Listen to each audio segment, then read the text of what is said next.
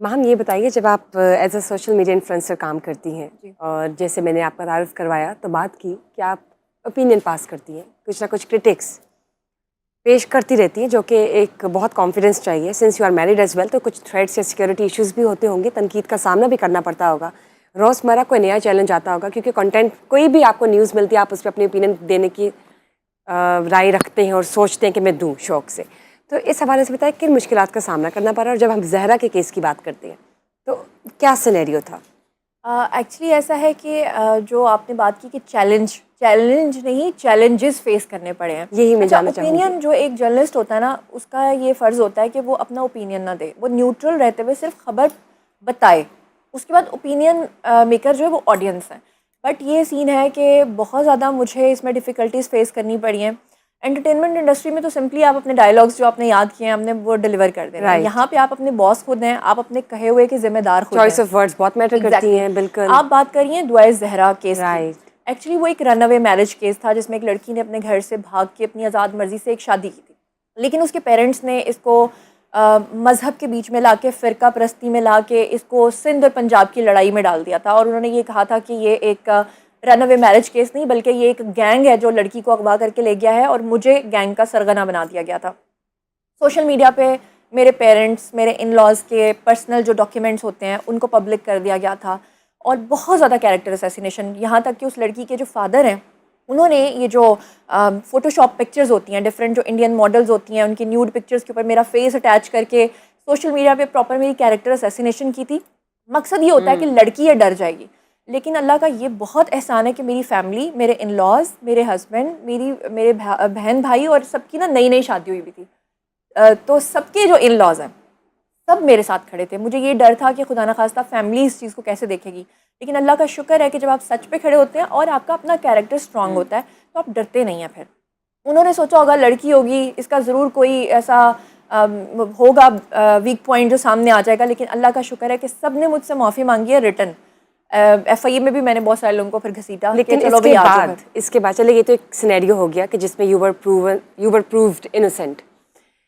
अब जब आप कोई कंटेंट या किसी पे अपनी राय देती है, या फ्रीडम ऑफ स्पीच आप इस्तेमाल करने की कोशिश करती है मीडिया पे, तो आप क्या सोचती है? डू यू थिंक ट्वाइस के ज़रा मैं एहतियात से बहुत चलूँ या सोचती हूँ, नहीं? मैं बहुत न्यूट्रल रह के बात करती हूँ, उसके बावजूद भी मुझे ये फेस करना पड़ता है कि जिस पर्सनैलिटी से रिलेटेड वो खबर होती है, उसकी मुझे डायरेक्ट कॉल आती है। अच्छा, बाकी यूट्यूबर्स या जो सोशल मीडिया इन्फ्लुएंसर्स हैं ना, वो मुझसे ये सवाल करते हैं और उनको ये तकलीफ़ है कि वो पर्सनैलिटी हमें क्यों नहीं कॉल करती, मुझे ये तकलीफ़ है कि वो मुझे क्यों कॉल कर रहे हैं। फिक्र ना करें, मैं आपकी तकलीफ को दूर कर देता हूँ अभी थोड़ी देर बाद।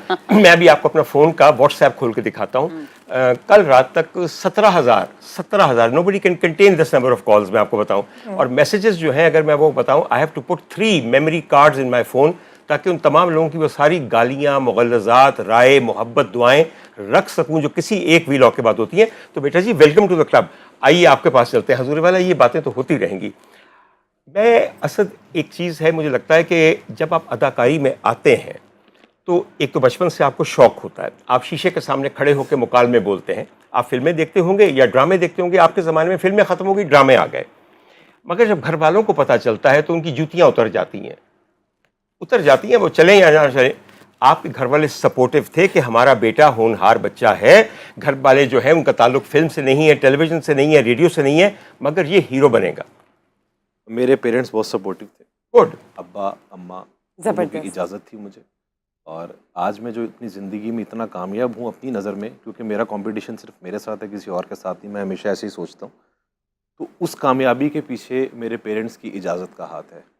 अगर मेरे माँ बाप ने मुझे इजाज़त ना दी होती तो शायद मैं कामयाब भी ना हो पाता। तो ये बात सबके लिए है, एक फ़ोरम पे बैठा हूँ कि आप अपनी ज़िंदगी में कोई भी काम करना चाहते हैं तो अपने पेरेंट्स से इजाज़त लें।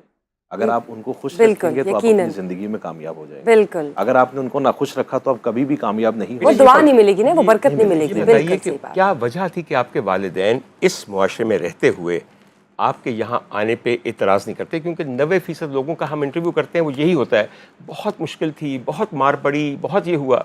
अच्छा, मेरे अब्बा जो थे वो नेशनल बैंक से रिटायर्ड मैनेजर हैं, तो अब्बू की सोच डिफरेंट थी शुरू से।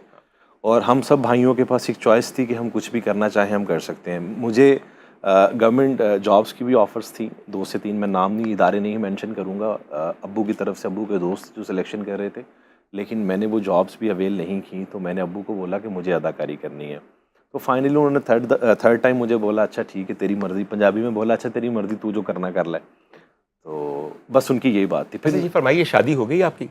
मेरी शादी हो गई। शादी हो गई। बेगम साहबा को कोई एतराज़ है? नहीं, कोई पक्की एतराज़ बात नहीं, है? कोई एतराज़ नहीं है। उन्होंने कोई आपकी रोमानवी बेगम- सीन नहीं देखे आपके? इंडस्ट्री से हैं या नहीं? मेरी वाइफ जो है मॉडल हैं, वो इंडस्ट्री से हैं, उनको कोई एतराज़ नहीं अच्छा है। ये बड़ी आसान सर है। ये भी पूछना अच्छी है इनसे बात कि है। अदाकारी से घर चल जाता है, मतलब ये तो एक हाँ। शौक है, अगर मतलब दोनों पैसा मियां तो बीवी आपको का मिलता है, सवाल। अगर आपका कोई और सोर्स ऑफ इनकम हो, आपका घर चल जाता है। बिल्कुल मेरा घर चल जाता है और बहुत अच्छा चलता है, अल्लाह का नहीं देखो, शुक्र है। अदाकारी से नहीं चलता अदाकारी होगा। से नहीं, खाली चलता, अदाकारी वो से आपको नहीं, कोई तो और आपका सोर्स एक ऑफ इनकम होगा। पैशन हो गया ना, एक हाँ जी, साइड बिजनेस। सब कुछ साथ साथ चलता है इंसान की ज़िंदगी में। और अदाकारी बहुत अच्छा प्रोफेशन है, मैं ऐसा समझता हूँ। और ऐसा है? बिल्कुल है, बिल्कुल है। एक ख़ास स्टेज पे जाके है, लेकिन अगर आप बहुत पहले उम्मीद लगा लेते हैं किसी भी चीज़ से, तो वो उम्मीद कभी भी पूरी नहीं होती। हाँ, अगर मैं ये सोचूं कि इस काम से मैं बहुत बड़ी बिल्डिंग खड़ी कर लूँगा, वो नहीं होनी। आपका रोज़मर्रा ज़िंदगी का खर्चा ही चलेगा और एक ख़ास मकाम पे जाके आप अर्न करते हैं और वो बहुत अच्छा मकाम होता है। मेरा एक बात बताइए, आपने खर्चे का यहाँ किस्सा खुद उठा दिया। हमारे बहुत सारे मुल्क के नौजवान जो हैं ये समझते हैं कि आप अगर डिजिटल कंटेंट क्रिएटर बन जाएंगे तो पैसे नहीं बल्कि डॉलरों की बारिश होती रहेगी, और आके माशाल्लाह ऐसी ऐसी फड़ मारते हैं। हाँ। हमारे यहाँ जो आपके क्रिएटर्स हैं, पिछले महीने मैंने 48,000 पाउंड नहीं डॉलर कमा लिया है ऑन एन एवरेज। जो बंदा भी वीलॉग बना रहा है या पॉडकास्ट कर रहा है, एवरेज ऑन एन एवरेज मैं कह रहा हूँ, एक महीने में कितना कमाता है आपके ख्याल में? ये बात बिल्कुल झूठ है कि इतने पैसे बनते हैं, लेकिन सिर्फ चंद एक गिनती के, यानी बहुत अगर कम आपके लोगों के। 25 करोड़ आवाम है तो उसमें से सिर्फ 5 लोग हैं जिनको इतने पैसे आ रहे हैं। तो बाकी जो है ना, वो देखें, चैनल बना लेना और सोशल मीडिया पर आ जाना ये कोई बड़ी बात नहीं है, हर दूसरे दिन ये हो रहा है। एक बात बात है मैं- खुद को हाँ। मनवाना और फिर उस जगह पे जाना, उस मकाम पे जाना जहाँ पे आप इतने पैसे एक बात कमा। आपको आप बताऊं, maximum एक बात कितने- याद रखिएगा, किसी को जितने पैसे वो बता रहे हैं और जिन लोगों की तरफ आपका इशारा है, मैं ये सामने कैमरे को देख के कह रहा हूं, ये पैसे उनको किसी तरह भी यूट्यूब से नहीं आ रहे हैं। इसके पीछे एक और खेल है। जिस तरह क्रिकेटर्स क्रिकेट खेल के पैसा नहीं कमाते, किसी और तरह कमाते हैं। मेरी बात समझ आई कि नहीं? मुझे आ गई है आ गई है ना? मान गई हो कि नहीं? जी, सही कह रहे हैं, जान गई हो कि नहीं? जानती हूँ। अगर जुनैरा माहम मेरे कहे के ऊपर मोहर लगा रही है तो फिर समझिए उन कुड़ी ने कह देता तो उन्होंने कही दे रहनी है। वाकई जुनैरा, हम आपने आपकी जिस तरफ तरह- आएंगे। जी। और हमें बहुत ज्यादा एक फरमाइश आई है कि जब भी आप हिना को बुलाते हैं, कम से कम मुझ पे तो बहुत इल्जाम है कि अच्छा। आप हिना से सिर्फ नातिया कलाम सुनते हैं, जबकि सही। हिना माशाल्लाह बहुत अच्छी आवाज़ की, बहुत अच्छी इस्तेदाद की गुलकार हैं। और मुझे आपसे बहुत मोहब्बत की एक बड़ी वजह यही है कि हमारा महबूब मुश्तरक है। जी जी बिल्कुल। इस वक्त अगर हम आपको दरख्वास्त करें कि कोई भी चीज़, बेटा बात पता है क्या है, कोई भी मोहब्बत का गीत जो है वो दरअसल सैयदुल महबूबीन की तरफ जी इशारा जी करता बिल्कुल है। बिल्कुल ऐसे ही है। तो अगर कोई मुनासिब चीज़, कोई, मेरा दिल है कि पंजाबी का कोई गीत हो जाए, साडा मुंडा कराची वाले ने ले लिया असी वापस मंगा रहे हैं, समझ आई मेरी वापस गल? आ गए, वापस। तो अगर पंजाबी का गीत हो जाए तो कितनी उम्दा बात है। अभी कोई भी गीत ऐसा जो आपको पसंद हो, फिल्म से हो या वैसे हो, फोक हो। अभी मुझे थोड़ा सा टाइम दे तो अच्छा, जरा मुझे याद आ जाए कि मुझे क्या सुनाना बड़ी चाहिए। अच्छी बात तब है। तक हम उनके लिए जुनैरा तक से बात कर सवाल। लेते हैं। जुनैरा, जिससे आपने कहा कि इतने पैसे नहीं कमाए जाते जितनी हाइप क्रिएट करते जी। हैं अच्छा। Influencers okay. स्क्रीन पर।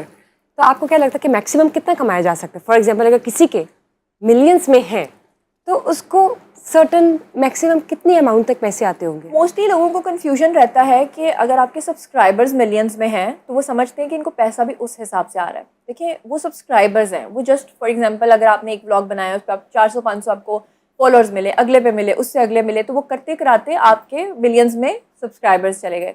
लेकिन जो आपके पैसे बनते हैं वो ना, कितने बनते वो हैं? आपके बनते हैं आपके व्यूज़ पे।